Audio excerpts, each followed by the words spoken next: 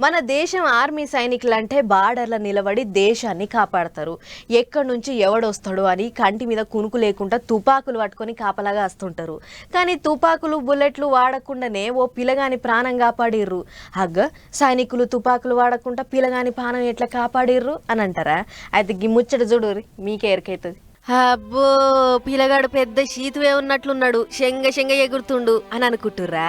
కానీ పిల్లగాని కతింటే అయ్యో అంటారు. అవు జమ్మూ కాశ్మీర్ రాష్ట్రం బారాముళ్ళల్లా దాగర్ పరివార్ అనే బళ్ళే 4వ తరగతి చదువుతున్న గీ తమ్ముని పేరు మాలిక్ బుర్హాన్. పాల పండసొంటి గీ పిల్లగానికి గదేదో గుండెకు ఓ పొక్కవడి చాలా తక్లీబైందట. గీ పిల్లగానోళ్ళ నాయన పెయింటింగ్ పని చేస్తాడట. అట్లా ఆయన శాతనైన కాడికి పిల్లగాని దావఖానాల పొంటి తిప్పిండట. అట్లయినా కూడా కొంచెం కూడా తక్కువ కాలేదట. ఆఖరికి పైసలు అయిపోయి ఏం చేయాలో తెలియక ఎట్లయితే అట్లనే అయ్యిందని ఇడిచిపెట్టి మందులతోని పొద్దెల్ల తీస్తుర్రట.